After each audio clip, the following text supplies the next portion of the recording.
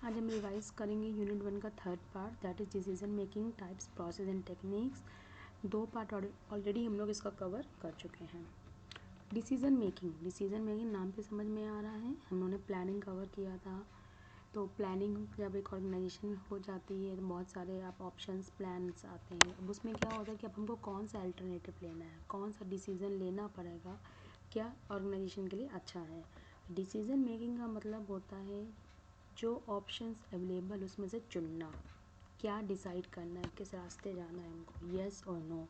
For example आप एक छोटा सा मोबाइल फ़ोन ही अगर आप एग्ज़ाम्पल में लेने जाते हो तो मोबाइल फ़ोन लेते हो तो आप कुछ मोबाइल फ़ोन्स का कंपैरिजन करते हो। हम क्या क्या देखते हैं, मेरा बजट क्या है, हमको किस रेंज तक का मोबाइल लेना है, उसकी स्टोरेज क्या है, हमको कैमरा क्वालिटी कैसा चाहिए, बैटरी लाइफ कैसी होनी चाहिए, प्रोसेसर कौन सा होना चाहिए। कुछ फीचर्स हमने डिसाइड किए कि हमको ये चाहिए। अब उसके बेस पे हमारे पास जो भी अवेलेबल ऑप्शंस होते हैं उनके बीच में हम चूज़ करते हैं। तो जो चूज़ करते हैं हम, that is decision making. Decision making एक प्रोसेस होता है जिसमें हम सेलेक्ट करते हैं best course of action from multiple alternatives to achieve organisational goals. हमारे पास बहुत सारे ऑप्शंस अवेलेबल हैं, उसमें से बेस्ट हमारे लिए कौन सा बढ़िया है उसको चुनना, ये कहलाता है डिसीज़न मेकिंग। हार्लोट कुंज और हेन विंटेज कहते हैं decision making is a selection of a course of action from among alternatives, it is a core of planning. Decision making क्या होता है, एक सिलेक्शन होता है कोर्स ऑफ एक्शन का, जो भी अल्टरनेटिव्स आपके पास प्रेजेंट होते हैं, और ये प्लानिंग का क्या होता है, कोर होता है। जॉर्ज आर टरी कहते हैं decision making is a process involving information, choice of alternative actions, implementation and evaluation that is directed towards achievement of certain selected goals. Decision making एक प्रोसेस होता है जिसमें इंफॉर्मेशन से लेके क्या अल्टरनेटिव्स हैं हमारे पास, क्या एक्शंस होंगे, क्या इम्प्लीमेंटेशन, कैसे इवैल्यूएट करने, सारी चीज़ें आती हैं। और ये क्यों की जाती हैं, ताकि एक ऑर्गेनाइजेशन का जो गोल्स हैं उसको अचीव किया जा सके। कुछ कैरेक्टरिस्टिक्स होते हैं डिसीजन मेकिंग के। पहला, ये कॉन्शियस ह्यूमन प्रोसेस होता है, कॉन्शियसली आदमी डिसाइड करता है कि क्या ऑप्शन बेटर रहेगा। इंटेलेक्चुअल प्रोसेस है, ब्रेन स्टॉर्मिंग, पूरा दिमाग लगाना पड़ता है इसमें। ये ऑल लेवल एक्टिविटी है, हर लेवल पे कहीं ना कहीं डिसीजंस लिए जाते हैं, तो ये नहीं कह सकते कि सिर्फ टॉप लेवल इन्वॉल्व होता है, टॉप मिडिल लोअर सारे लेवल्स इन्वॉल्व होते हैं। It is basically a selecting process. Decision making क्या है, फैसला लेना क्या होता है, सेलेक्ट करना। जो ऑप्शंस हमारे पास अवेलेबल है उसमें से आप अपने हिसाब से बेटर ऑप्शन चूज़ करो, तो आप चूज़ करो, सेलेक्ट करो, तो ये क्या होता है, सेलेक्टिंग प्रोसेस। ये बोथ इंडिविजुअल और ग्रुप प्रोसेस है। इंडिविजुअल लेवल पे भी ऑर्गेनाइजेशन में डिसीजंस लिए जाते हैं, ग्रुप लेवल पे भी। It is a part of planning, ये प्लानिंग का पार्ट होता है। It is a complex process. Complex क्यों कहा जाता है, बहुत सारे अल्टरनेटिव्स को चूज़ करना, फिर उसमें से ये चुनना कि कौन सा आपके लिए बेस्ट है, तो एक पूरा प्रोसेस होता है, जटिल प्रोसेस, कॉम्प्लेक्स प्रोसेस ही इसको कहा जाता है। डायनेमिक इसलिए होता है नेचर, डायनेमिक का मतलब होता है जो चीज़ बदलती रहे, तो जैसे अगर सिचुएशन चेंज होती है उस हिसाब से जो डिसीजंस होते हैं वो भी चेंज होते रहते हैं, तो वो डायनेमिक हो जाता है नेचर में। और it's not the end result. Decision लेने का मतलब ये नहीं है ये एंड है। डिसीजन ले क्या होता है, एक टूल होता है जो आपको किसी एंड तक पहुँच लेके जाता है। फिर आता है आपका डिसीजन मेकिंग के टाइप्स क्या होते हैं। कई तरीके के डिसीजन मेकिंग होते हैं। Types of decision, strategic and operational, minor major, programmed and non programmed, simple, complex, long term, short term, individual और ग्रुप डिसीजन। अब इनको वन बाय वन पढ़ते हैं। पहला स्ट्रैटेजिक डिसीजंस क्या होता है, तो स्ट्रैटेजिक डिसीजंस लॉन्ग टर्म होते हैं, ये नॉन रिपीटेटिव होते हैं, रिस्की होते हैं, और ये टॉप मैनेजमेंट लेता है। जो भी डिसीजंस, जो भी फैसले स्ट्रैटेजीज से जुड़े होते हैं, लाइक कंपनी का मिशन क्या होगा, विज़न क्या, ऑब्जेक्टिव क्या होगा, कंपनी के सर्वाइवल के लिए, ग्रोथ के लिए जो भी डिसीजंस टॉप मैनेजमेंट लेता है उसको बोलते हैं strategic decisions. For example diversification, हमको कौन सा नया प्रोडक्ट डेवलपमेंट करना है, किस कंपनी को मर्ज होना है, किसको लेना है, कौन सा नया प्रोडक्ट लॉन्च करना है, किस फील्ड में हमको नया जाना है, ये सारे डिसीजंस जो होते हैं ये स्ट्रैटेजिक डिसीजंस कहलाते हैं। और ऑपरेशनल डिसीजंस जो होते हैं वो डिसीजंस होते हैं जो रोज़मर्रा के काम के लिए ज़रूरी होते हैं, ऑर्गेनाइजेशन में यूज़ होते हैं, इसलिए ये सिंपल होते हैं, लेस रिस्की होते हैं और शॉर्ट टर्म होते हैं, और बार बार रिपीट होते रहते हैं ऑपरेशनल। फिर है आपका मेजर और माइनर डिसीजंस क्या होते हैं। मेजर डिसीजंस जो होते हैं वो कंपनी की ओवरऑल पॉलिसीज से जुड़े हुए होते हैं, ये नॉन फ्रिक्वेंट होते हैं, ठीक है। मेजर डिसीजंस जो भी होते हैं, जैसे नया प्रोडक्ट डेवलपमेंट करना है, डाइवर्सिफाई करना है, हमको मर्जर करना है, एक्विजिशन करना है, ये सारे क्या हैं, स्ट्रैटेजी, जो भी स्ट्रैटेजिक डिसीजंस हो रहे हैं सब क्या होते हैं, मेजर डिसीजंस होते हैं। और माइनर डिसीजंस क्या होते हैं, जो छोटे मोटे डिपार्टमेंटल लेवल पे डिसीजंस लिए जाते हैं, जिसमें ज़्यादा रिस्क इन्वॉल्व नहीं होता है। फॉर एग्जांपल, अब एक नई टेक्नोलॉजी ऑर्गेनाइजेशन में लेके आनी थी, एक मेजर डिसीजन हुआ। रॉ मटेरियल कहाँ से परचेज लेना है, उसकी कंपैरिजन क्या हुआ, माइनर डिसीजन। प्रोग्राम्ड क्या होता है, प्रोग्राम डिसीजंस वो डिसीजंस होते हैं जो कंपनी के प्लान है, जो भी रूल्स हैं, पॉलिसीज़ हैं, शेड्यूल है, प्रोसीजर, बजट, इनके हिसाब से लिए जाते हैं। तो ये जो होते हैं क्लोजली रिलेटेड होते हैं ऑपरेशंस से, ठीक है, और रिपीटिटिव होते हैं नेचर में, जैसे सैलरी डिसाइड करना, वेजेस डिसाइड करना, प्रमोशन डिसाइड करना, ट्रेनिंग किस तरह से होगी, कस्टमर्स की कंप्लेन को हैंडल कैसे करना, ये सारे जो सेट ऑफ रूल्स होते हैं ऑर्गेनाइजेशन के, उसमें जो डिसीजंस ले रहे हैं ये होते हैं प्रोग्राम्ड।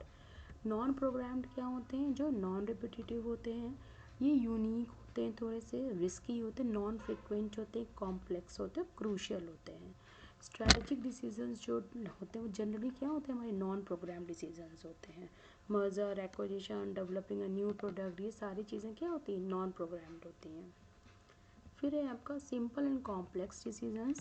सिंपल डिसीजंस का मतलब होता है जिसमें बहुत ज़्यादा वेरिएबल्स इन्वॉल्व नहीं है, क्लियर ऑप्शंस हैं, और उसका जो कॉन्सिक्वेंसेस नतीजा आएगा वो भी लिमिटेड है, तो बहुत ज़्यादा चीज़ इफेक्ट उसका नहीं आना है, वो होते हैं सिंपल से डिसीजंस।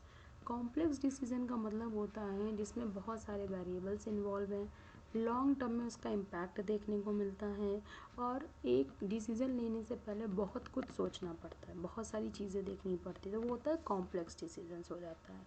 जैसे अगर एक कंपनी को अपने प्रोडक्ट का प्राइस बढ़ाना है, तो ये क्या कॉम्प्लेक्स डिसीजन है कि अगर प्रोडक्ट का प्राइस बढ़ेगा तो रिस्पॉन्स कस्टमर्स का क्या होगा, कॉस्ट कितनी बढ़ जाएगी, कैसे क्या रॉ मटेरियल कैसे मैनेज होगी, सारी चीज़, मार्केट कैसे रिस्पॉन्ड करेगा, ये क्या एक कॉम्प्लेक्स डिसीजन हुआ।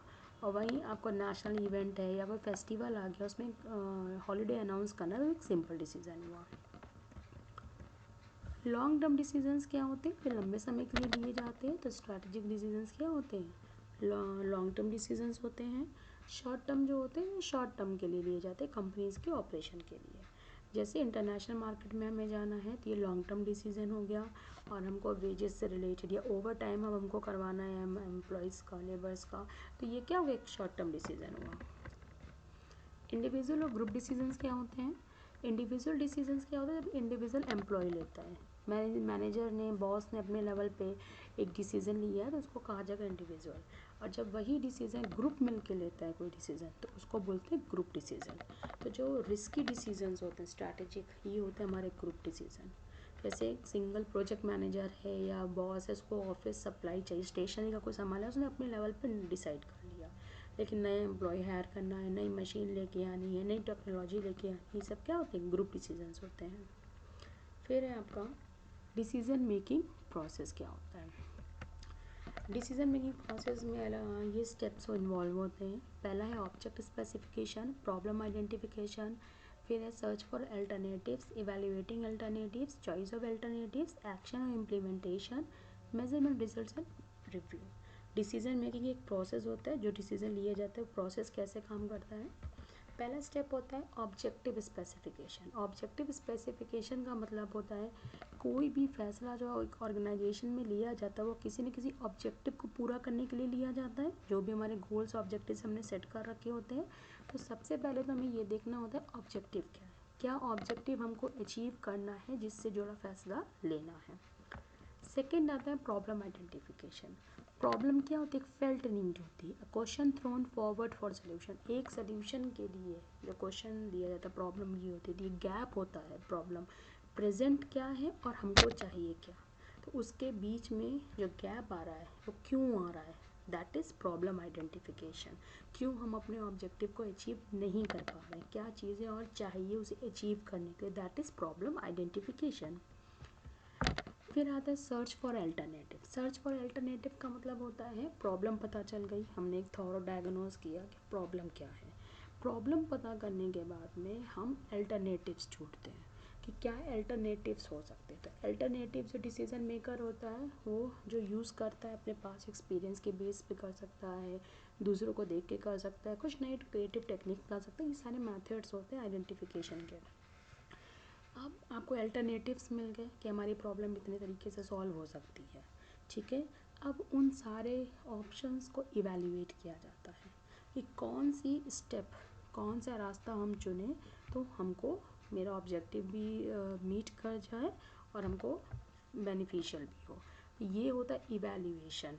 कि जैसे हमको मोबाइल फ़ोन लेना था तो हमने बहुत सारे अल्टरनेटिव्स ढूंढे बैठ के मार्केट में, इस कंपनी का भी, ये कंपनी का, इस रेंज में, ये सारी चीज़ें हैं। अब हमको 3-4 ऑप्शंस मिल गए। अब उसमें से हमारे लिए कौन सा बेस्ट होता है, दैट इज़ इवैल्यूएशन। जब आप इवैल्यूएट कर लेते हो, इवैल्यूएट करने के बाद आप चूज़ करते हो कि हाँ ये वाला बेस्ट फ़ोन है मेरे लिए, ये हम लेंगे। तो चॉइस ऑफ अल्टरनेटिव का मतलब होता है कौन सा डिसीज़न फाइनली अल्टरनेटिव आपने चूज़ किया। डिसीज़न जो होता है अल्टरनेटिव कौन सा ले रहे हैं, ये हमारे पास्ट एक्सपीरियंस पे भी बेस्ड हो सकता है या किसी से हमने एक्सपर्ट एडवाइस ले ली। जैसे होता है ना, कभी किसी ने आपके घर में बड़े ने कह दिया नहीं ये फ़ोन हम यूज़ कर रहे हैं अच्छा है, या किसी फ्रेंड ने कह दिया नहीं ये वाला अच्छा है, तो क्या एक्सपर्ट एडवाइस आई है। या कई बार ऐसा होता है कि एक एक्सपेरिमेंट करना है कि नहीं हम ले के देखते हैं कैसा चलता है। तो चॉइस ऑफ अल्टरनेटिव ऐसे ही ऑर्गेनाइजेशन में बेस्ड होती है इन सारी चीज़ों पे। फिर चूज़ करने के बाद इम्प्लीमेंटेशन होता है। इम्प्लीमेंटेशन का मतलब होता है जो डिसीज़न लिया गया था उसको प्रैक्टिस में, एक्शन में ले लिया गया है, ठीक है। अब यहाँ पे क्या होता है, जो रियलिटी में डिसीजन मेकिंग प्रोसेस यहीं ख़त्म हो गया क्योंकि आप डिसीजन ले चुके हो, आपने उसको लागू कर दिया। लेकिन ये कंटिन्यूस प्रोसेस होता है, इससे जो डिसीजन लिया गया है वो सक्सेसफुली इम्प्लीमेंट है, हुआ है कि नहीं हुआ है, ये देखना पड़ता है। अब रिज़ल्ट अगर आपके मेज़र करते हैं, अगर हमारे रिज़ल्ट्स वही आ रहे हैं जो हमको चाहिए था, फ़ोन ले लिया जैसे एक्सपेक्ट किया था वैसे चल रहा है, then it's well and good, आपने जो डिसीज़न लिया था वो ठीक था। अब वो एक्सपेक्टेड रिज़ल्ट नहीं मिल पा रहा है, इट मीन्स हमको फिर से रिव्यू करना है अपने डिसीज़न को। तो ऑर्गेनाइजेशन में जब डिसीजंस लिए जाते हैं, जो रिज़ल्ट आता है उसको रिव्यू किया जाता है, देखा जाता है, मेज़र किया जाता है। मेज़र करने के बाद देखा जाता है कि जो डिसीज़न लिए गए थे वो सही है कि नहीं, सही है तो अच्छी बात है, नहीं होते तो वहाँ पे फर्दर एक्शंस लिए जाते हैं। तो ये डिसीज़न मेकिंग प्रोसेस होता है। फिर कुछ टेक्निक्स होती हैं, जब भी डिसीज़न लिए जाते हैं तो ऐसे नहीं होते, कुछ मेथड्स अप्लाई किए जाते हैं ऑर्गेनाइजेशन में, टेक्निक्स अप्लाई की जाती हैं। तो बेसिकली 2 टेक्निक्स होती हैं, क्वांटिटेटिव और क्वालिटेटिव। क्वांटिटेटिव का मतलब तो जहाँ मैथमेटिकल या न्यूमेरिकल मॉडल्स अप्लाई हो रहे हैं, ठीक, फॉर्मूलाज अप्लाई आ रहे हैं। और क्वालिटेटिव होता है जो मैथमेटिकल नहीं है। तो इनको वन बाय वन देखते हैं। लीनियर प्रोग्रामिंग क्या होता है, ये यूज्ड होता है ऑप्टिमम एलोकेशन ऑफ रिसोर्सेज के लिए। रिसोर्सेज जो होते हैं लाइक मनी है, टाइम है, मटेरियल है, ये आपका क्या होता है, लिमिटेड होते हैं। तो लिमिटेड रिसोर्सेज को किस तरह से और अच्छे ढंग से हम अप्लाई कर सकें ऑर्गेनाइजेशन में, उसका यूज़ ले सकें, इसके लिए हम मेथड जो यूज़ करते हैं वो होता है लीनियर प्रोग्रामिंग। डिसीजन ट्री क्या होता है, ग्राफिकल रिप्रेजेंटेशन होता है, डिफरेंट स्टेप्स होते हैं इसमें। ये दिखाता है कि जो भी प्रॉब्लम हमारे पास आई है उसके क्या क्या आउटकम्स हो सकते हैं। ट्री इसलिए यहाँ पे बोलते हैं क्योंकि जैसे एक पेड़ होता है, पेड़ में बहुत सारे ब्रांचेस, शाखाएं होती हैं, ऐसे इसमें भी होता है, ग्राफिक ग्राफ बनाया जाता है। प्रॉब्लम्स उसके ये एक ए बी सी ये आउटकम्स हो सकते हैं। अब ए के अंदर ये आउटकम हो सकता है, बी के अंदर ये हो सकता है, इस तरह से ग्राफिक रिप्रेजेंटेशन होता है। फिर आता है क्वीन थ्योरी। क्वीन थ्योरी जो होती है वेटिंग लाइन थ्योरी भी बोलते हैं इसको, क्योंकि ये जो होती है क्यू जो होती है, लाइन जो लगती हैं उससे जुड़ी हुई होती है। तो जनरली आप किसी भी एयरपोर्ट पे, ट्रेन के जो टिकट काउंटर्स होते हैं, या आप फूड सेक्शन में चले जाइए, मैकडी है या केएफसी, कहीं पे भी, जहाँ पे भी, या आपका इन्वेंट्री से रिलेटेड, स्टॉक से रिलेटेड जो भी क्यू, एक ग्रुप ऑफ आइटम जो सर्विस लेने के लिए वेट कर रहा है, वहाँ पे ये थ्योरी अप्लाई की जाती है। ये देखा जाता है कि कैसे हम कॉस्ट को कम करके सर्विस और बेटर प्रोवाइड कर सकते हैं। नेक्स्ट, गेम थ्योरी जो होती है ये यूज़फुल होती है जब कंपटीशन ज़्यादा होता है और आपको डिसीज़न लेना होता है। गेम थ्योरीज को इसलिए बोलते हैं, गेम का मतलब क्या होता है, एक जब आप कोई भी गेम खेलने जाते हो, खेल खेलने जाते हो, तो वहाँ पे कुछ सेट ऑफ रूल्स होते हैं, रूल्स के अकॉर्डिंग आपको गेम प्ले करना पड़ता है। लाइक चेस है, कुछ रूल्स होते हैं, यहाँ पे भी क्या होती है, एक मैथमेटिकल फ्रेमवर्क है, फॉर्मूले वगैरह मैथ्स यूज़ हो रही है। यहाँ पे जो गेम थ्योरी है, ये जो डिसीजन मेकर होता है उसको एक प्लेयर के तौर पर लेता है। ये आपको ये बताएगा कौन कौन से अवेलेबल स्ट्रैटेजीज़ हैं, क्या क्या आपके आउटकम्स हो सकते हैं। जैसे अगर हमको नया प्रोडक्ट डेवलप करना है मार्केट में, तो कौन कौन से और प्लेयर्स हैं मार्केट में, ठीक है, वो क्या स्ट्रैटेजी लेते हैं, लगा रहे हैं, क्या पोटेंशियल है हमारे लिए मार्केट में, ये सारी चीज़ें गेम थ्योरी से पता चलती हैं। रिप्लेसमेंट थ्योरी का मतलब होता है, रिप्लेसमेंट मतलब रिप्लेस करना, हटाना। तो ये डिसाइड करती है कौन सी चीज़ों को अब रिप्लेस किया जाएगा। लाइक कौन सी मशीनरी ख़राब हो गई, अब हमारे काम की नहीं है, आउटडेटेड हो चुकी है टेक्नोलॉजी के हिसाब से, तो उसको रिप्लेस करना है, कौन सा मैन नहीं ठीक है, ये सारे डिसीजंस लेती है। तो रिप्लेसमेंट सिचुएशन जो होती है वो टाइम के अकॉर्डिंग, या कोई नॉन अवेलेबिलिटी है, स्टाफ नहीं अवेलेबल है, कोई रॉ मटेरियल अवेलेबल नहीं है, कोई मशीन अवेलेबल नहीं है, अब आउटडेटेड हो चुकी है, पुरानी हो गई है टेक्नोलॉजी, तो उसके लिए यूज़ की जाती है। फिर आता है आपका सीक्वेंसिंग टूल। सीक्वेंसिंग टूल का मतलब होता है किस सीक्वेंस में, किस क्रम में जॉब को करना है ताकि कम एफर्ट दे के ज़्यादा रिजल्ट पाया जा सके, उसके बेस पे डिसीजन लिया जाता है। फिर नेटवर्क एनालिसिस क्या होता है, ये डिसीजन मेकिंग में क्या करती है, इसमें दो चीज़ें आती हैं, पर्ट और CPM. PERT is program evaluation review technique and CPM is critical path method. ये सब बेसिकली ओआर ऑपरेशन रिसर्च की टेक्निक्स होती हैं। ये आइडेंटिफाई करती, हेल्प करती है आपको क्रिटिकल टास्क क्या है, क्या प्रोजेक्ट में, अगर आप एक प्रोजेक्ट करो उसमें कितना टाइम लगेगा, प्रोजेक्ट कितने बजट में क्या आएगा, ये सारी चीज़ें जो होती हैं इस मेथड के थ्रू पता चल जाती है। जैसे जनरली इसमें असाइनमेंट मॉडल, ट्रांसपोर्टेशन मॉडल है, हमारा ट्रांसपोर्टेशन का काम है, हमने इन्वेंट्री भेजी है, कौन से रास्ते से भेजा जाए, किस तरह से भेजा जाए कि हमारा कॉस्ट भी कम आए, चीज़ें, ये सारी चीज़ मेथड्स इससे पता चल जाते हैं। तो इतने क्वांटिटेटिव मेथड्स होते हैं। फिर आते हैं हम क्वालिटेटिव मेथड्स में। क्वालिटेटिव मेथड में क्या होता है, ब्रेनस्टॉर्मिंग होता है। ब्रेनस्टॉर्मिंग में क्या होता है, एक ग्रुप होता है 10 से 15 लोगों का, जहाँ पे प्रॉब्लम दी जाती है और बोला जाता है अब इस पे आइडियाज़ दीजिए कि इस प्रॉब्लम को कैसे सॉल्व किया जा सकता है, तो वो डिसीज़न लिया जाता है। हमने कहा नया प्रोडक्ट डेवलप करना है, मार्केट में लॉन्च करना है, तो कौन सा नया प्रोडक्ट होगा, अब आप ब्रेनस्टॉर्मिंग कर रहे हो, उसमें से ऑप्शंस मिल रहे हैं, ये होता है ब्रेनस्टॉर्मिंग। ये बहुत कॉमन ग्रुप बेस्ड टेक्निक होती है डिसीजन लेने के लिए। सेकंड होता है डेल्फाई मेथड। डेल्फाई मेथड में क्या होता है, एक्सपर्ट्स होते हैं, पैनल होता है एक्सपर्ट्स का, जो एक दूसरे को नहीं जानते होते हैं, ना उनका फेस टू फेस इंट्रैक्शंस होता है, उनको सब कुछ बता दिया जाता है ये प्रॉब्लम है, और उनसे बोला जाता है आप सजेशंस दीजिए, अपने ओपिनियंस बताइए। फिर ये ओपिनियंस जो होते हैं सबसे ले लिए जाते हैं, कलेक्ट किया जाता है, एनालाइज किया जाता है, फिर ये रिज़ल्ट जो निकलता है फिर वो सबको भेजा जाता है। और ये प्रोसेस तब तक होता है जब तक एक डिसीज़न सहमति से डिसीज़न नहीं होता है। फिर आता है आपका एक्सपीरियंस। एक्सपीरियंस का मतलब होता है जो भी डिसीज़न मेकर है कंपनी में, जनरली हम लोग टॉप मैनेजमेंट को कंसीडर करते हैं, वो डिसीज़न लेता है, वो अपने एक्सपीरियंस के बेस पे डिसीज़न लेते हैं कि अगर मार्केट अप डाउन है तो अब हमको कौन सी स्ट्रैटेजी अपनानी चाहिए। अब ये अपने एक्सपीरियंस के बेस पे ले सकते हैं, वो दूसरे लोगों को एक्सपीरियंस देख के उसके बेस पे ले सकते हैं, या हमको ये प्रोडक्ट लॉन्च करना था तो अगर उस कंपनी ने भी ये प्रोडक्ट लॉन्च किया था तो क्या हुआ था। तो ये होता है एक्सपीरियंस, जब हम पास्ट एक्सपीरियंस के बेस पे कोई चीज़ डिसाइड करते हैं। एक्सपेरिमेंटेशन का मतलब होता है एक्सपेरिमेंट करके देखना, टेस्ट करके देखना, हमने ये डिसीज़न लिया, अब देखते हैं ये कितना इफ़ेक्टिव होता है, टेस्ट करते हैं, तो ये होता है एक्सपेरिमेंटेशन। और लास्ट होता है आपका nominal group technique. Nominal group technique NGT भी क्या होता है, ये एक तरह से ब्रेनस्टॉर्मिंग का ही पार्ट होता है, बस डिफरेंस ये होता है कि नॉमिनल ग्रुप टेक्निक जो थी स्ट्रक्चर्ड होती है एक तरह से।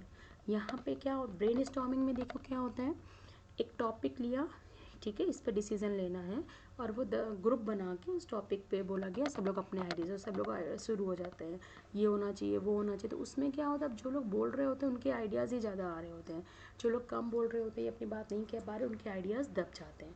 इसमें क्या होता है, स्ट्रक्चर मीटिंग होती है जहाँ पे वो प्रॉब्लम बताई गई है, टॉपिक दिया गया किस पे डिसीज़न लेना है, फिर आपको 10 to 15 मिनट्स का टाइम दिया जाता है, जहाँ पे साइलेंटली आप सोचिए कि इसके क्या क्या पॉसिबल आइडियाज़ हो सकते हैं, क्या क्या चीज़ें हो सकती हैं यहाँ पे। उसके बाद उसको प्रेजेंट किया जाता है। तो जो मैनेजर होता है वो सबसे पूछता है, जितने भी मेंबर्स होते हैं टीम में, कि क्या आपके अकॉर्डिंग यहाँ क्या आइडिया है। सबका आइडिया वहाँ पे लिखा जाता है, बोर्ड पे प्रेजेंट किया जाता है, डिस्कस किया जाता है, फिर उसको किसका आइडिया ज़्यादा अच्छा लगा उसके हिसाब से रैंक किया जाता है, उस बेसिस पे डिसीजंस लिए जाते हैं। तो ये हमने यूनिट 1 अपना कवर कर लिया है। नेक्स्ट वीडियो में हम अपना यूनिट 2 रिवाइज करेंगे। Thank you.